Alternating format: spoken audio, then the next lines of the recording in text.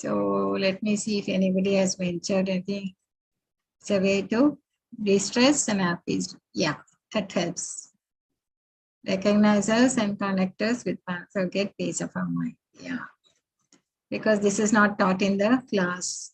Help us to connect with our inner self. Yeah, that's right. Everything we have to live happily. Good. So it's like, we are all the same, synchronizing, right? So, because today's chapter is going to be something which is related to our way of life. Today's life, how we live. And then this is chapter 3, Karma Yoga, Yoga of Action. So here, Krishna is going to tell how we can worship him through our work, karma. In fact, the chapters from 1 to 6 is Karma Yoga. And chapters 7 to 12 is on Bhakti Yoga, it's on Bhakti. And from 13 to 18 is Jnana Yoga. So between Karma and Jnana, he sandwiched is the Bhakti Yoga. So now we are started talking about Yoga of Action. Okay, so this is our Sri Radha Radha Bhogita. Before I think, let me say my obeisances to them.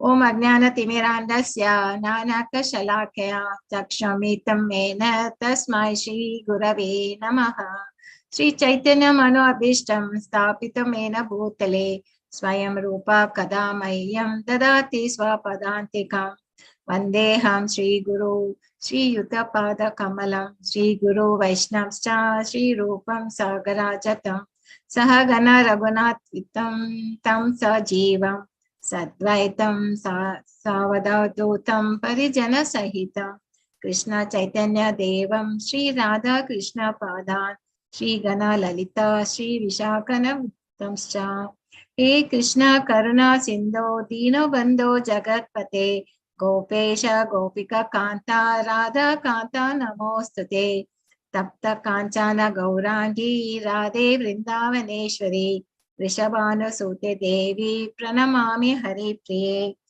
Namo Vishnu Padaya Krishna Prastaya Bhutale Srimati Bhakti Vedanta Swami Saraswati Namine Krishna Sri Krishna Chaitanya Prabhu Nityananda Sri Advaita Gadadhara Sri Vasa Adi Gaura Bhakta Vrinda Hare Krishna Krishna Krishna Hare Hare Hare Rama Rama Rama Hare.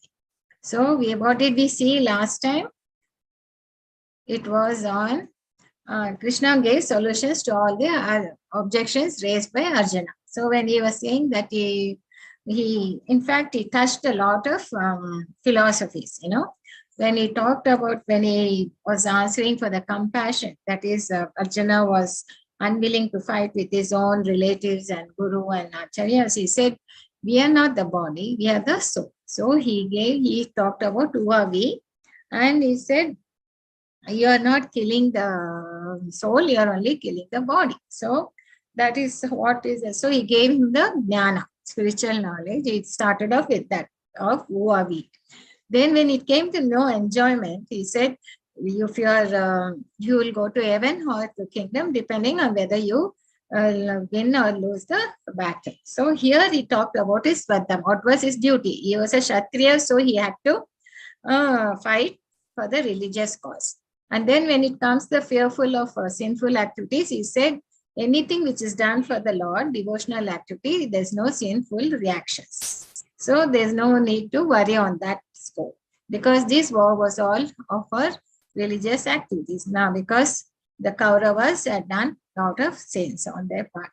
And so be a role model for destruction of family tradition. He said, you become a role model to prevent the Varnashankara. Varnashankara means unwanted population. Indecision. So indecision means whatever now what he's been talking, you have to serve the Lord with firm determination. Then he described the symptoms of a Sthita Devmuni. He is a person who is pure transcendental consciousness. There he is the person who has his senses controlled. And then we saw how just by mere contemplation on a sense object, we can easily fall down, because how we get attached to it, then the our lust for desire for it becomes intensified, and when it's not satisfied to our needs, then what happens? We feel angry, anger comes, and through anger we lose our memory, we become bewildered, delusioned, and we lose our intelligence and we fall down. So that's how he described, and he says you have to control your senses. Such a person is Tira Sita Dhin. Now what happens? So we see in this chapter. See, this whole thing, in Bhagavad Gita, it's like a questions and answers. So this chapter starts with a question by Arjuna because he gets confused again. Why he got confused is, when you talk about I am not the body or I'm the soul, it's like a spiritual thing. Then he says, why work for the body at all? If it's only we are the soul, why bother about the body? Why at all fight? I can just sit and meditate in the forest. So why do activities at all? So he gets confused because he talks about Buddhi Yoga and all that. Now he is trying to use his intelligence. In fact, he wants to try to escape the fighting. So he says that. So then now, and also he talked about Karma Yoga and also. Now Krishna is explaining much more this. So he gives a roadmap. Why doing prescribed duty is better, and how do you perform this karma without detachment? That is to do the sacrifice for the Lord, for the Vishnu. Then he says, if you are a self-realized people, can become a role model, and we have to choose such a people to follow their example. And then he also gives the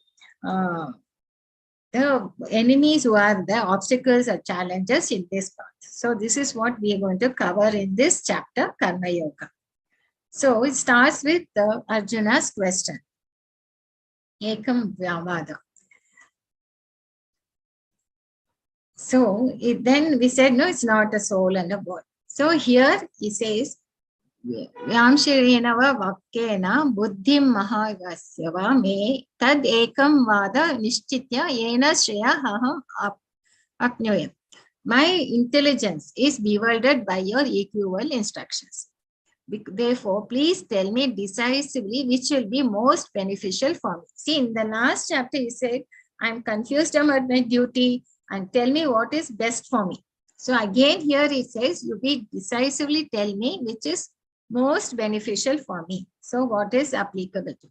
So because he got confused, he said, wow, I'm not the body, then why do at all? So why not renounce the work and take sannyas? That's the question he had in his mind. And he's asking Krishna to tell him decisively which is beneficial to him. So now, and here, and this is what we saw last then. So here we start giving you an example from the Bhagavatam, which this is a great. Karmendriyani samyamya ya haste manasa smaran indriyarattam vimutatma nityachara sauchati. So one who restrains the senses and organs of action, but whose mind dwells on sense objects, certainly deludes himself and is called a pretender. So here Krishna is going to tell us that whether to work or to go for sannyas. So he says, just abstaining from work, you're not going to be free from the reactions of the sinful reactions, nor will you, by going sannyas, you're going to get perfect. So they go hand in hand. How it goes? Here he says, here is a great personality known as Bharat Maharaj. He was a king and he was in a high level of devotional service, and he was a great thing. And what he did was, in the past 50s, he decided to leave his kingdom and go for Vanaprastha and be in the forest, dedicate himself in the meditating on the Lord. So he had a kutir and he was doing a lot of things. But one day he gets caught with he sees a pregnant deer which will be running away from the lion, and while crossing the river nearby, it falls down and it dies. And while dying, it gives birth to a small baby deer. So this is all be seen by the Bharat Maharaj. So when he sees the small baby deer, he brings it back and tries to save it. And slowly, instead of doing his devotional work, he'll be taking care of the baby deer. And he'll be focusing on that, and slowly he will lose his attention, he gets diverted. His attention gets diverted away from the devotional. So he came away from the kingdom thinking that he will focus his mind and meditate on the Lord, and finally with a small distraction he gets carried away. But of course he takes 2 more births to get liberated. So this is one extreme, and we can see another extreme. So, and here, gives reasons why it is better to work than renounce. So, karmendriya samyam, again here, same verse, but here, nityachara sayuchate. See, here, the other example which I gave, he was a highly devoted person, and but just it was easy for him to slip from that, with just by looking, trying to take care of the deer. But here, what you see in this picture, he has renounced the material world, but his mind is still on the material senses. Like, he is having a mobile, he is having smoking and ganja and all that. So, he's actually a pretender. He's a mithyachara. So, it's much better to work rather than take up sannyas and be like this, a pretender. That's what Krishna says. And also he says that soul is always active. It cannot be quiet because soul is Sat Chit Ananda. And you need work, because work is required for 2 things. To maintain physically our body and also soul. And also keep our mind engaged. Otherwise, your mind is like a devil's workshop, isn't it?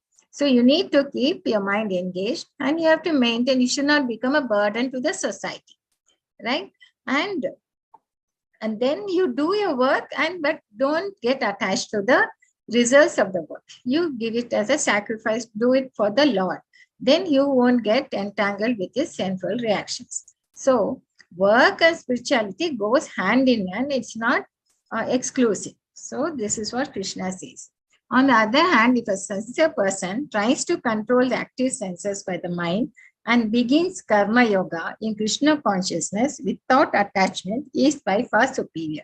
So instead of becoming a pretender like this person who says, I have renounced everything, but still his mind is on the sense objects, he says, if he's still in the material world, but he has controlled his senses and he does all the work for the Lord, but being in Krishna consciousness without attachment, is by far superior.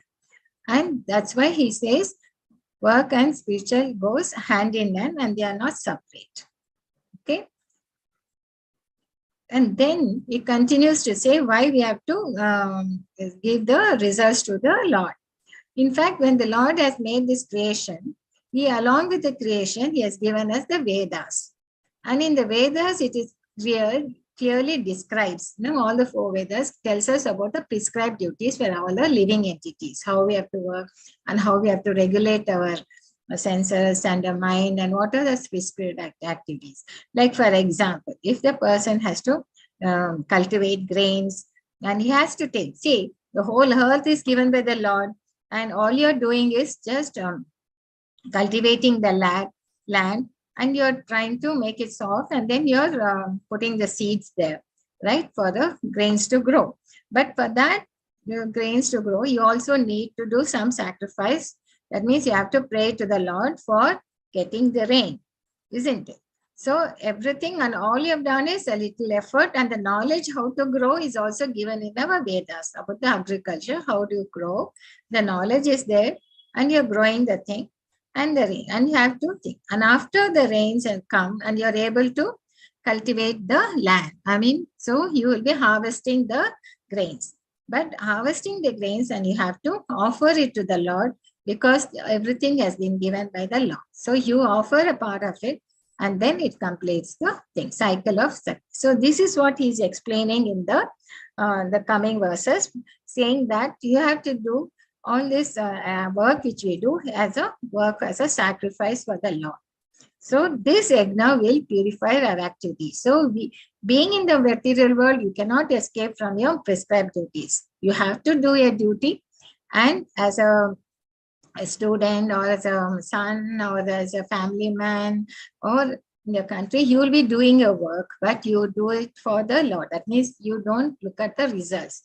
You offer the results to the Lord and just do your duty. So that is kind of sacrifice. So yajna will purify your activity, whatever you are doing.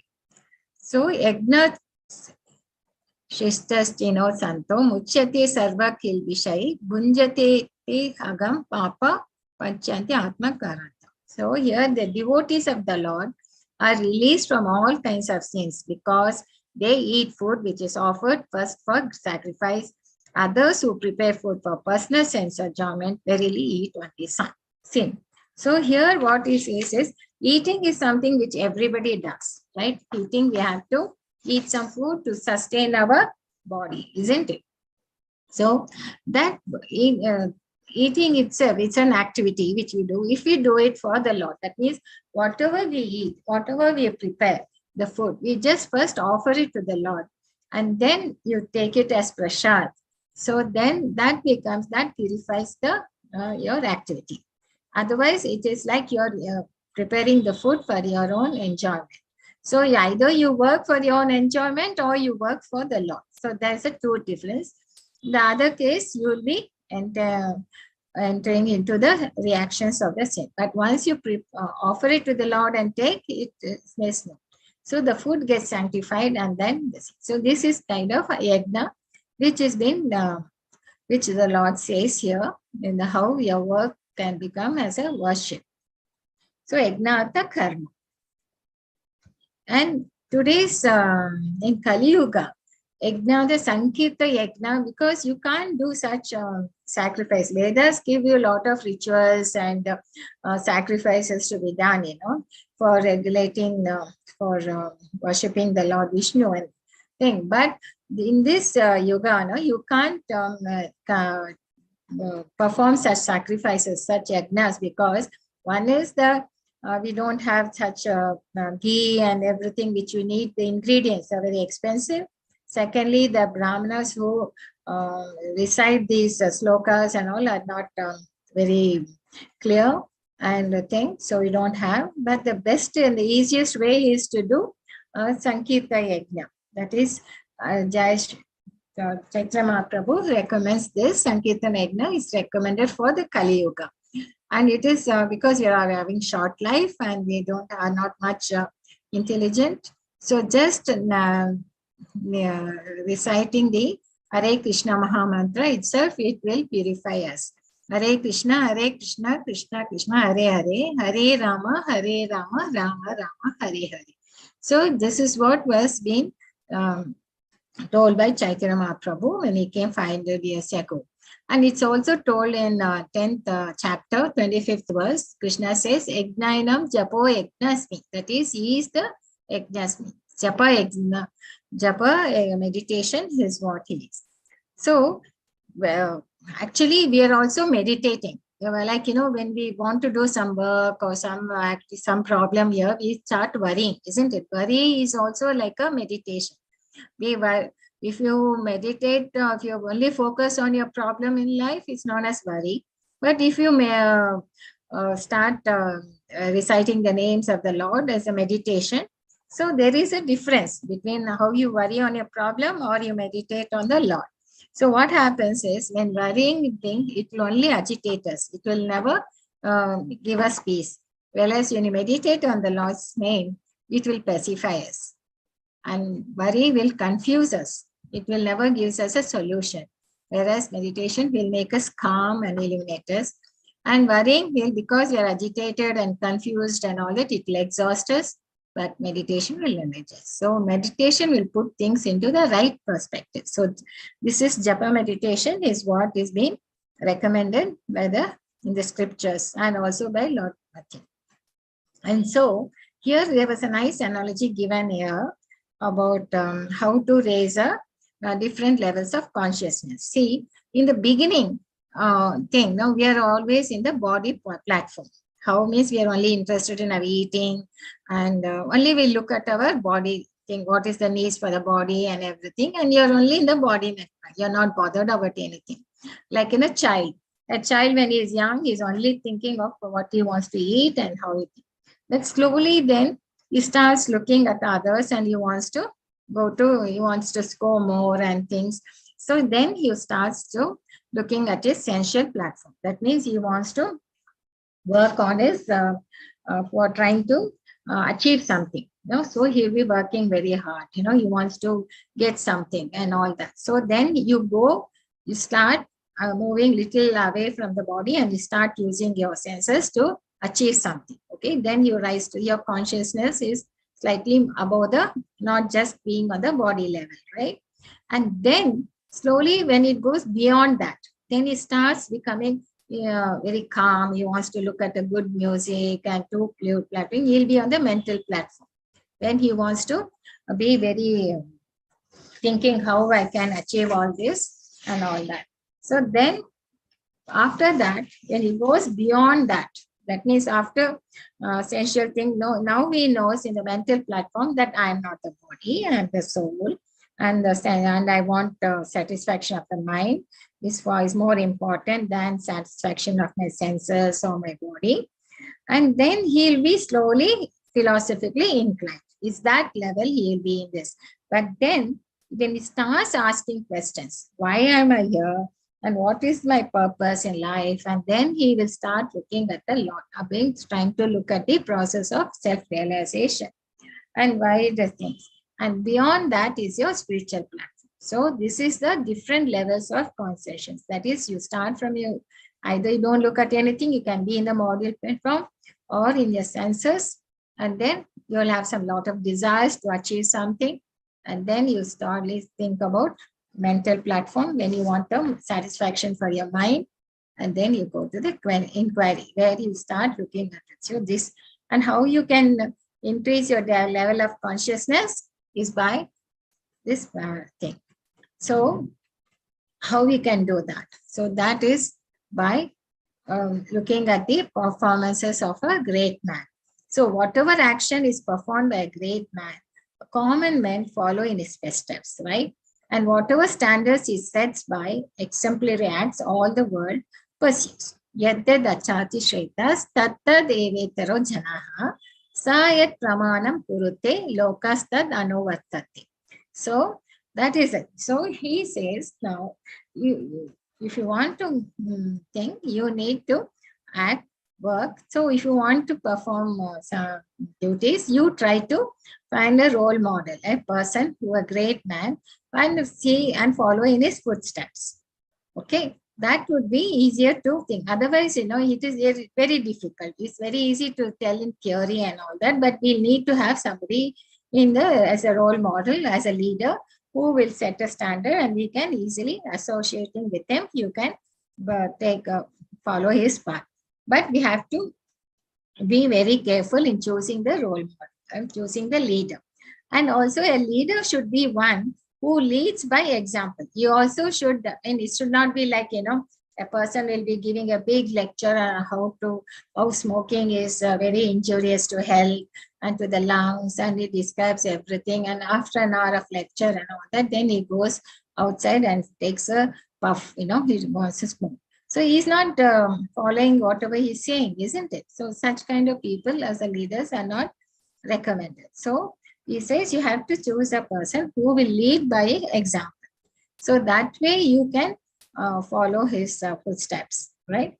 And if the persons are already self-realized, there are devotees, and then you'll think what work they have. Self-realized people, they don't have any more duty. No, actually, they will try to bring, by their example, they will try to bring others also to follow them. So that is their role. Okay. So now that is the thing, how do you follow? But now Arjuna has a question. He says, but there is, whatever you say is right. I know this is my duty and have to follow all that. But there's something, which is forcing me to do sinful acts. What is that force which is thing? That is, what is that which is forcing me to do sinful acts? So here Krishna is talking about the saying it's a lust. It's a lust which is the root of everything. And he continues to say the degrees of lust.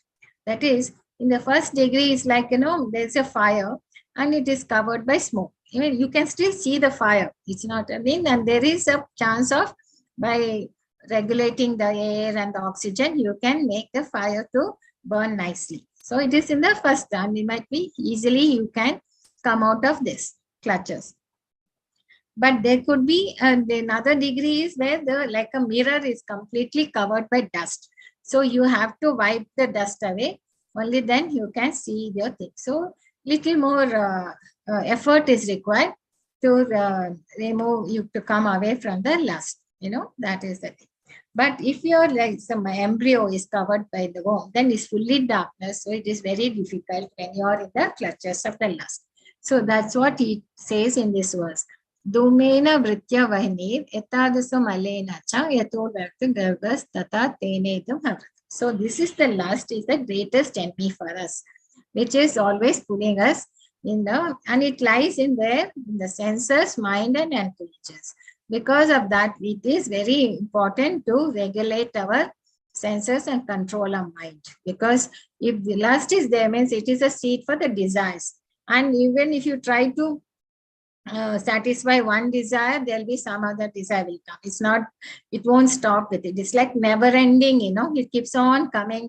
Desires will always come unless you have some desire which is much higher than this, which will give a higher taste. Otherwise, you will be succumbing to the lust. And that is the one which is obstructing our path in this being in Krishna consciousness, in the consciousness of the Lord, to work in the consciousness. Otherwise, you'll be working for your own sense gratification.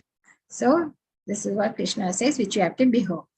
And so what to do about that? We have to avoid temptation. First and foremost, let us not look at the sensual objects. Otherwise, that is the, and we have to take the right decisions. Indriyani paranyaha hor, indriyabhyo param manaha, manastastu parabuddhi, he buddhye parastusa. The working says are superior to dull matter. Mind is higher than the senses. Intelligence is still higher than the mind, and the soul is even higher than the intelligence. So we have to, by chanting, one can go to higher levels of consciousness. This is what will help us. Chanting the Maha Mantra will help us to give us special strength to cross over them and to read. So here, Prabhupada is giving an analogy, comparing the senses, the working senses, eyes, nose. I mean, these are the knowledge senses, no? Eyes, nose, then ears, then the touch, the hand and the taste, tongue. So these are what controlled by the mind. That is the reins of this. Horses are these senses. The mind is the reins by which you're controlling the horses.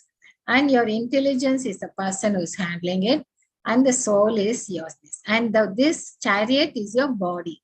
And the soul is sitting in this body and it is controlled.